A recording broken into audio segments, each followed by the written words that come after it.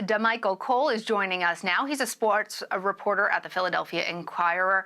Damichael, tonight's game between the New York Yankees and the Philadelphia Phillies has again been delayed due to COVID-19 concerns. With the shortened season, I know fans are looking for every single one of these games, but I'm wondering what protocols the MLB has moving forward if we keep seeing positive test results like this. Yeah, it's the most interesting factor to all of this because when you think about what Commissioner Rob Manfred said in his statement, and he basically said that we're fine, as far as baseball goes. He said this was something that they expected, and he feels like it's more of a one-case thing than a precursor for what can come forward in the MLB. So will it affect more teams going forward? That's what everyone wants to see, because honestly, if that happens, I don't think the MLB has an answer. I don't think they have an answer if that happens, simply because they're only prepared to adjust to one outbreak like this. If it becomes a constant thing, or, with the Phillies players, no one tested positive. So say if a Phillies player would have tested positive and it would have affected the opposing team, that would have been a completely scenario that Major League Baseball wasn't prepared for. But right now, they think they're in good hands. So we'll see, how they react going forward. All right, well, the NBA, which restarts this week, the NHL and MLS have all decided that they would carry out the rest of the season in a kind of bubble atmosphere.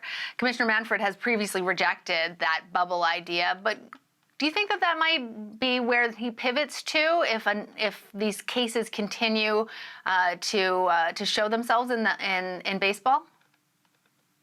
I think baseball will cancel the season before they go to a bubble, simply because, for one, it's very late with baseball. And the main thing in baseball during the discussions between Major League Baseball owners and the Players Association was they want to finish the season before November.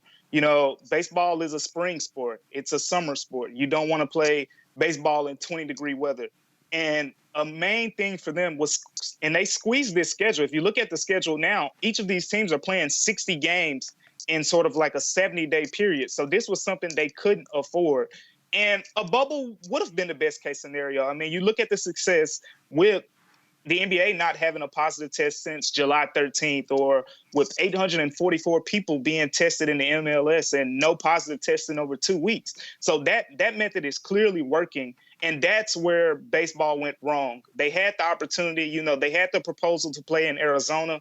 Obviously, with baseball, it's more difficult than those sports. I will say that, being that you have 30 teams and baseball players play every single day pretty much. As I said earlier, they're playing about 60 games in a 70-day period.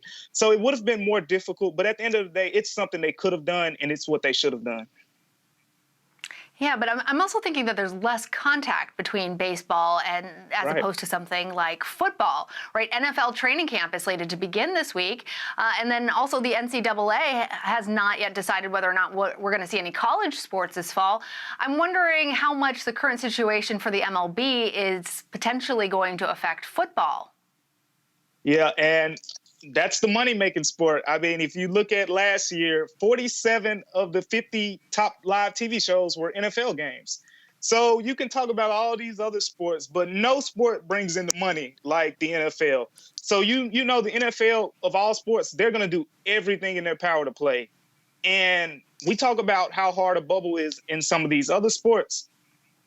Football, especially the NFL, it's the hardest sport to have a bubble. You have 53 players on the final roster, but going into training camp, teams have 75 plus players. So if you think about those players plus probably another 50 or so staff members, and you're talking about 32 teams, you can do a bubble hypothetically, but it's going to have to be more than one bubble. It's going to have to be probably, I've seen some suggestions, maybe 3 or 4 different bubbles, maybe one in the Southeast, Northeast, and, somewhere maybe in like the Kansas City area, where you spread out, a few bubbles. But football can't have one bubble. And football, I mean, as you said, it's a contact sport. And if this doesn't work for baseball, it's no way it'll work for football. All right, Damichael Cole, thanks for joining us. We'll continue to watch and see what happens. All right, thank you for having me.